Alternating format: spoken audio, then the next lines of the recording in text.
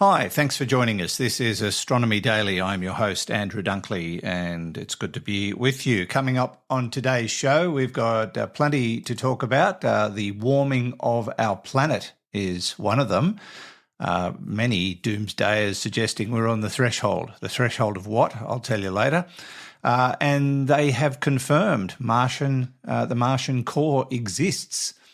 And we'll look at Artemis 1 and see where that's up to as well, all coming up on this edition of Astronomy Daily. Astronomy Daily, the podcast, with your host, Andrew Dunkley.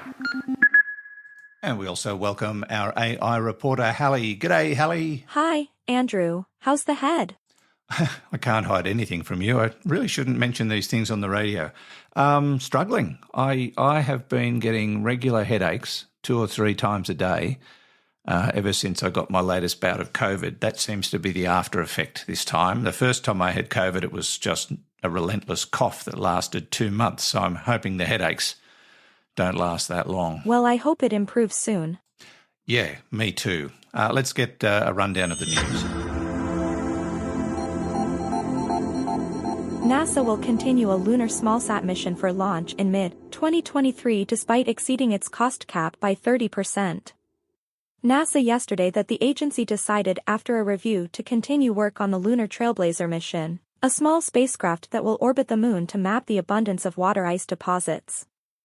The spacecraft will launch in the middle of 2023 as a secondary payload on the Falcon 9 launch of the IM-2 lunar lander by Intuitive Machines. NASA announced in August that the mission would undergo a continuation termination review because of overruns by the spacecraft subcontractor, Lockheed Martin.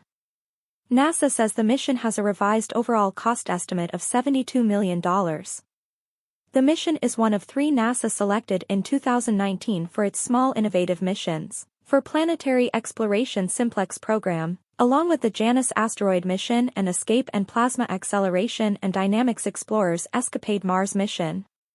Each mission was supposed to fit within a $55 million cost cap.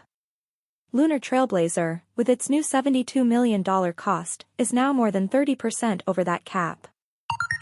The Atlas rocket family, a staple of the U.S. launch industry since June 11, 1957, ended its West Coast operations on November 10 with the launch of an Atlas V rocket with the JPS Two weather satellite.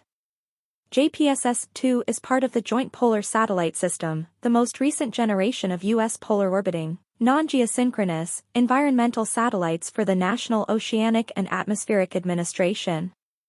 This is the last mission launch for the Atlas rocket family, which for decades was a cornerstone of the U.S. launch market. It will be replaced by the next-generation launch vehicle, Vulcan. A new satellite image shows that the world's largest iceberg, A76A, has entered the Drake Passage, a waterway that contains a fast-moving ocean current that will send the mighty Berg on a one-way trip to a watery grave. After slowly drifting around Antarctica for more than a year and barely melting, the world's largest iceberg could soon be set on an accelerated course toward its eventual demise. The gargantuan ice slab, known as A76A, is around 84 miles, 135 kilometers long and 16 miles, 26 kilometers wide. It is the largest fragment of the world's previous biggest iceberg, the Rhode Island size A76, which broke off from the western side of Antarctica's Ron ice shelf in May 2021 and later fractured into 3 chunks. This large chunk is unlikely to remain intact much longer because the Drake Passage is renowned for sending icebergs on a one-way trip to their demise. The main reason for this is the Antarctic Circumpolar Current. It's the only current that flows entirely around the globe, and it contains more water than any other current on Earth.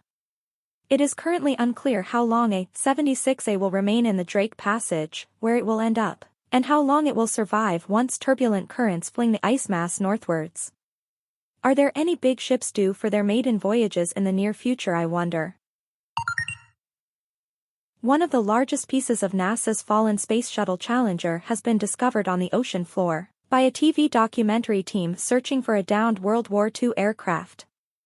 The artifact, which today remains where it was found by the crew filming the History Channel's new series, The Bermuda Triangle, Into Cursed Waters, was positively identified by NASA based upon the item's modern construction, and presence of 8-inch square thermal protection heat shield tiles.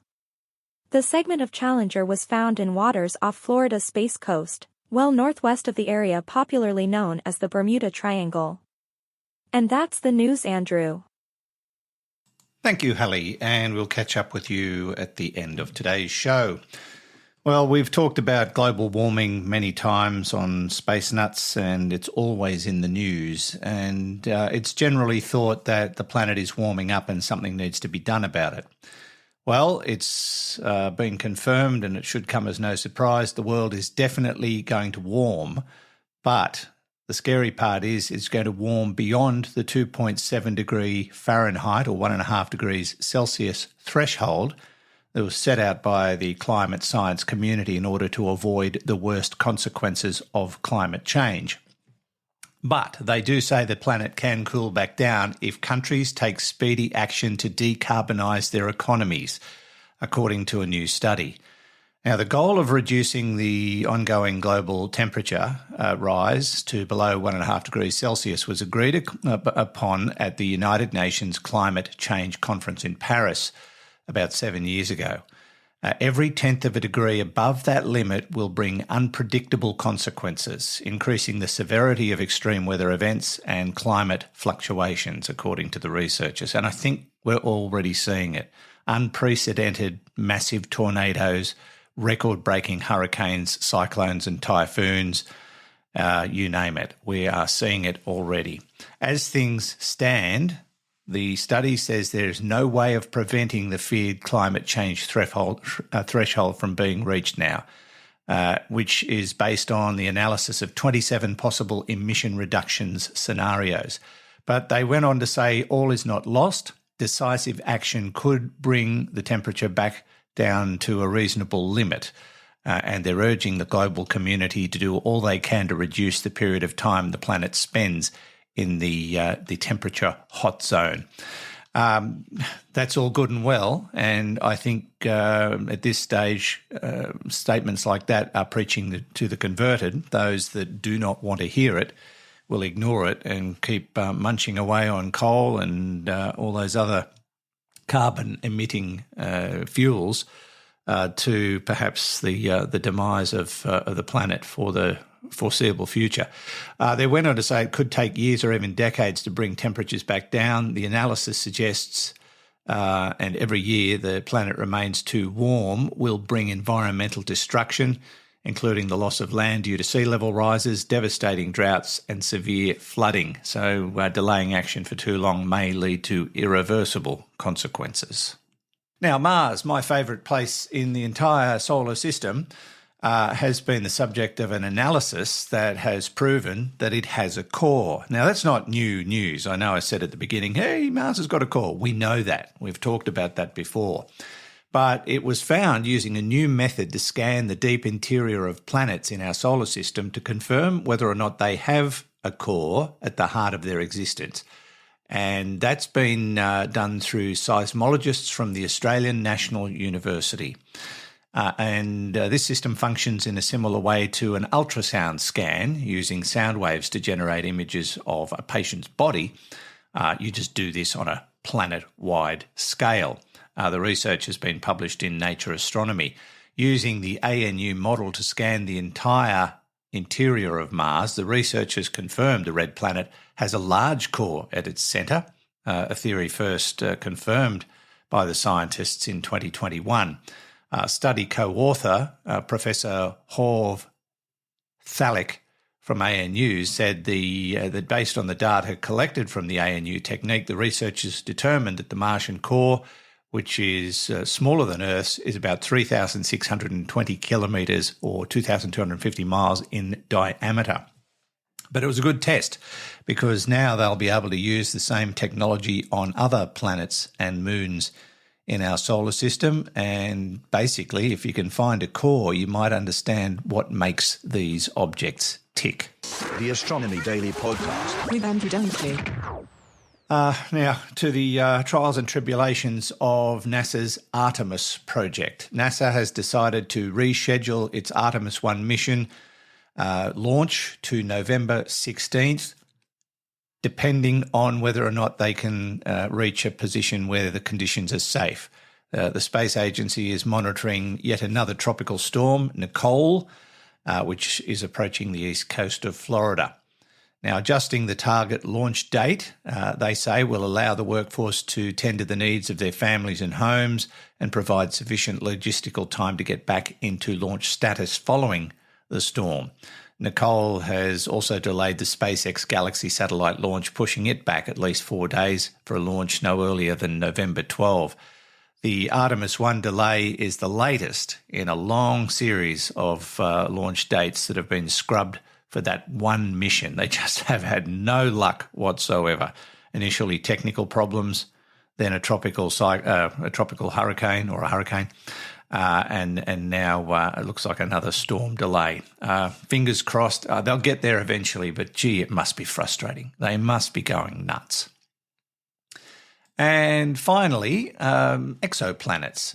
Now, at the moment, we know how many there are and how many need to be investigated. We don't know how many there are as a whole in the universe, but we have confirmed that there are 5,197 exoplanets that have been discovered, with another 8,992 candidates awaiting confirmation.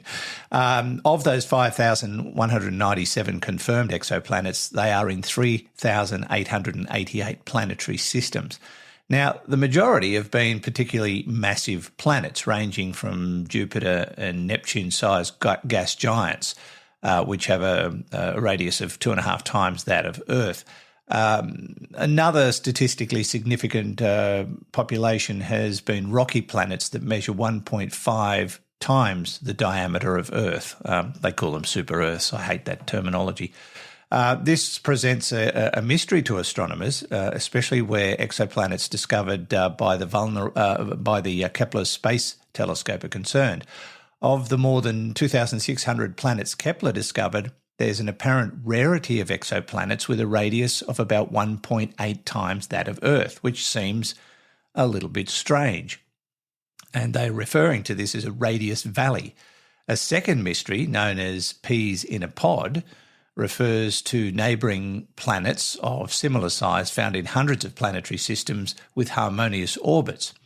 In a study led by the Cycles of Life Essential Volatile Elements in Rocky Planets project, which spells clever, at Rice University, an international team of astrophysicists provide a model that accounts for the interplay of forces acting on newborn planets that could explain those two mysteries.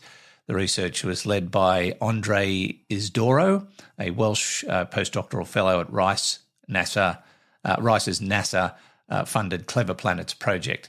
And, so they think there might be an anomaly, and their model, protoplanetary disks of gas and dust, also interact with migrating planets, pulling them closer to their parent stars and locking them into a resident orbital chain. And within a few million years, the protoplanetary disks disappear, breaking the chain and causing orbital instabilities that cause two or more planets to collide. And while planetary migration models have been used to study planetary systems that retained orbital resonances, these findings represent a first for astronomers and explains the gaps in the size of certain exoplanets. It's a really interesting read if you want to go to universetoday.com and read more deeply into it. Well, you can actually find that story, of course, through Astronomy Daily on the spacenuts.io website. Just click on Astronomy Daily when you visit our website. That's where we're just about finished. So don't forget to leave your reviews through your favourite podcasting platform of Astronomy Daily and Space Nuts, and don't forget to visit the Space Nuts shop while you're there, and chase up your fellow space nutty people on social media. Space Nuts, the Facebook page, as well as the Space Nuts podcast group, which is a user-generated Facebook page. And that finishes it up for another week. Hallie, anything before you leave us today to go off wherever you're going to go for the weekend? I just want to wish you good luck in the club championships at Dubbo Golf Club this weekend. Hope you can get your hands on the trophy. Oh, thanks, Hallie. Look, I'm not overly confident. It's only the first 2 rounds this weekend, and then we play the final 2 rounds next weekend, 72-hole tournament. But I'm feeling incredibly fatigued after the travels and the tribulations of COVID over the last couple of weeks. So I'm not even sure I'll make it to the finish line, but I'll give it my best shot, Hallie. Thank you. Maybe you can sneak into some of the smartphones and rangefinders that the other players have got and mess with their distances. Oh, Andrew, I'm disappointed that you even thought of that. Yeah, me too. Bye, Hallie.